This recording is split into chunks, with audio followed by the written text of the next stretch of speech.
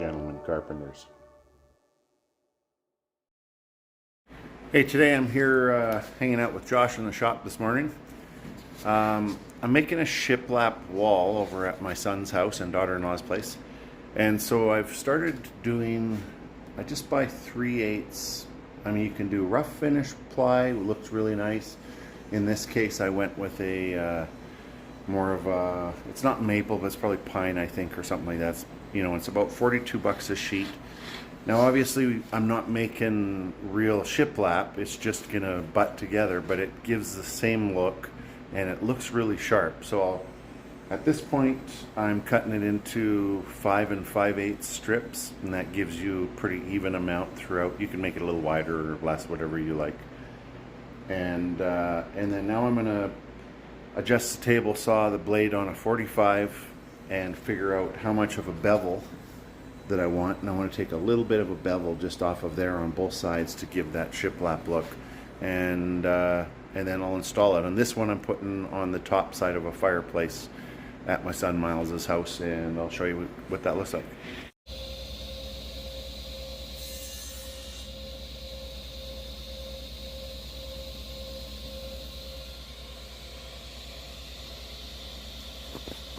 Okay, so I angled my blade on a 45, and I just adjusted the fence over to basically leave, you can see the profile there. It's different for everybody what you might like. And then when you put these guys together, obviously it's not a shiplap, but it gives the illusion of that, and it's a really nice, inexpensive way to make yourself a shiplap wall. Plywood's good for a lot more things than what it's meant for. What's plywood meant for? It's meant for whatever you want to use it for, right? Well, I mean, just typically, depending on the grade, it's manufactured for sheathing. What another fine example of what you could use plywood for. Right. All right, let's go install this stuff.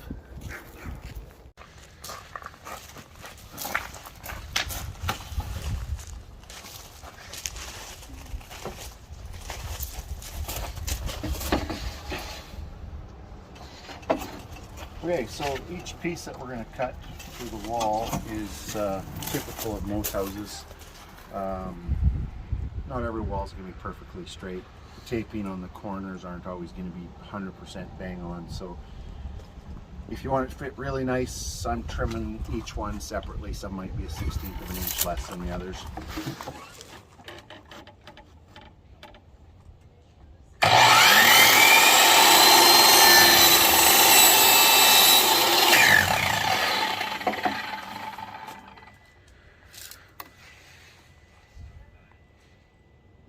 So I'll cut a couple at 13 and 3/16, and then the rest I'll just make a jig and cut a whole bunch of them at 13 1/4.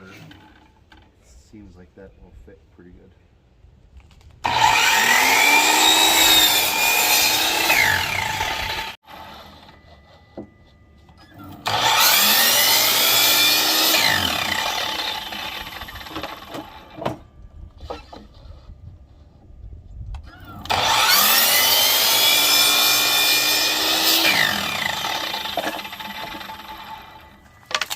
Okay, so some of these I've cut about a 1/16 of an inch shorter than the others, just so that I can follow this line as clean as I can. The idea is that these ones will come across and with the bevel on them and just be a nice clean finish like that. Done. Hate that.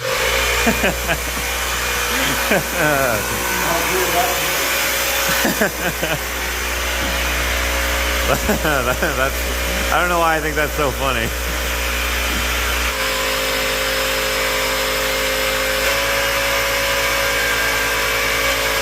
That takes a while to fill up.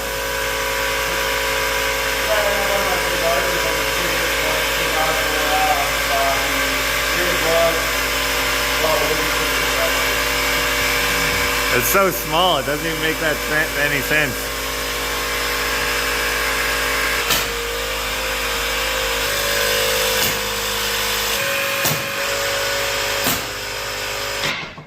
Ah, finally. That thing is so freaking annoying.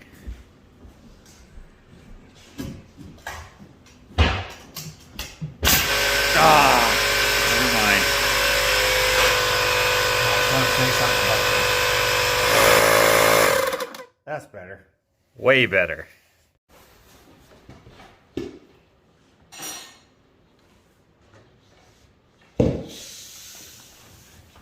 So if you're going to scribe this, I like to tip it out a little bit because your pencil's a little too fat and your line ends up being a little long, so I tip it out a little bit and then scribe it and you get a little more truer mark of where it's going to end up.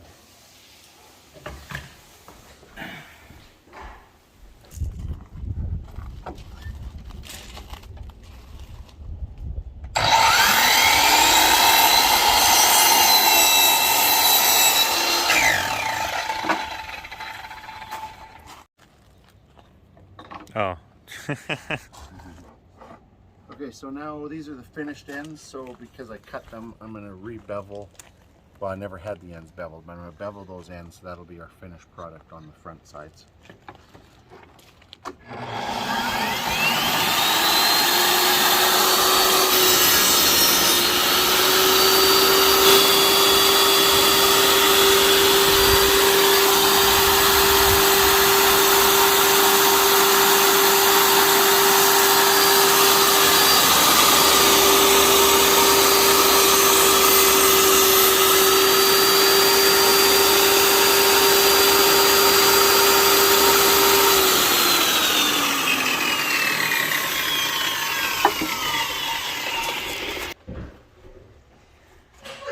So some of these are not perfectly straight, so I'm going to scribe both sides and cut both sides just to make it fit this way better. Are y'all gonna go out the back door? Can I just slide this out of the way? That's fine.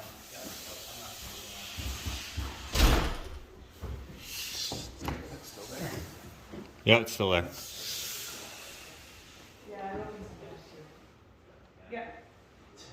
Yeah, it's probably, I think, like this morning when I came and closed it and then it opened again. I think it's just a heart. I'd love to tell you it was ghost. Because I won't remember I was marked left and right, so when I bring them back, I know which side to put up.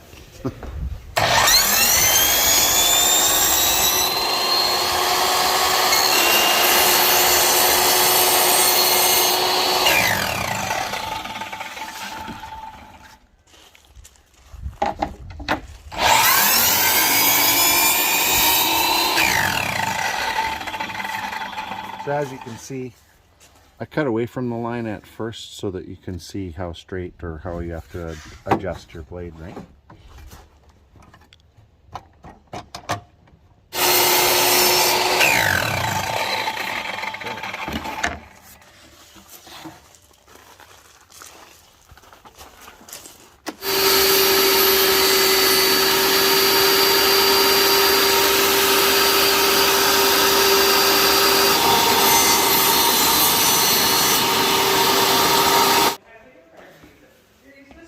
Okay, so after I cut this, I checked it on my blade and it was so little out that I could barely adjust my blade that much. So I'll probably just take a sander and clean up. I'll make it nice and flush at the top.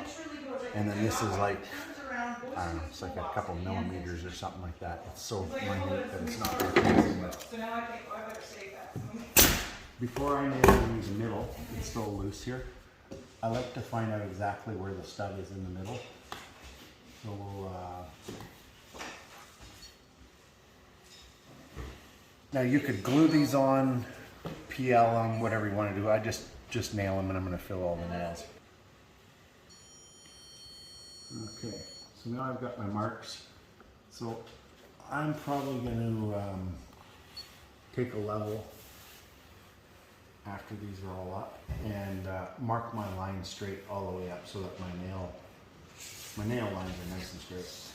So some of these, it depends on how the trim is on the bottom. So on this one, we're starting to climb already. I'm probably going to run this one through the table saw and just take like maybe a 1/16 off of it, redo the bevel, and then it'll get me lined up with our line again. Is it pretty close?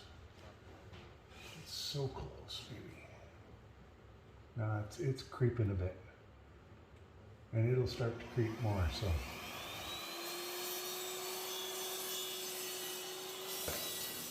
So I trimmed it down to height, and then I re-chamfered the top, and now it lines up better. So now hopefully it doesn't creep too much on all of these. So you'll notice in here, I'm not sure whether I'll bother. I'll see what it looks like when it's all done. I might take a chisel and clean those up in through there. Oh, that'll look good. Continue that through, and that'll probably look pretty nice, I think. So.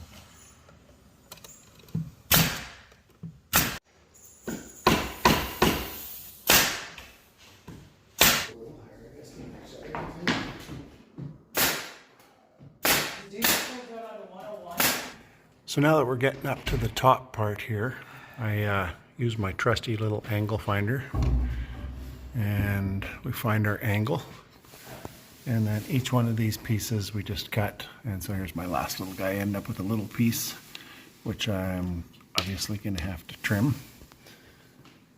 and that's it. So it's pretty easy to do that way with your angle finder.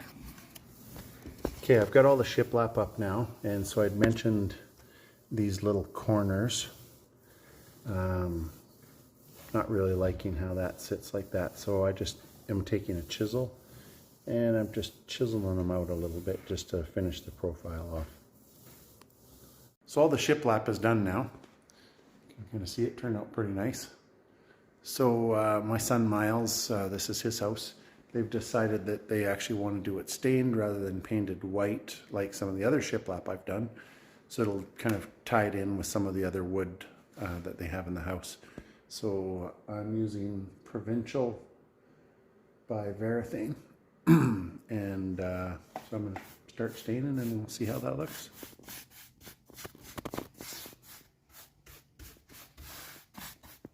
Get in the groove there. That's so satisfying. Can't even tell that it's plywood now.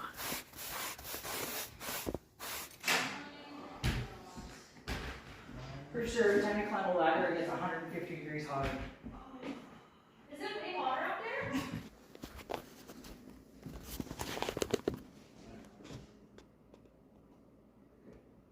So we're a couple days later, finished up my son Miles and daughter-in-law Adrian's shiplap wall here. So I think it turned out really nice.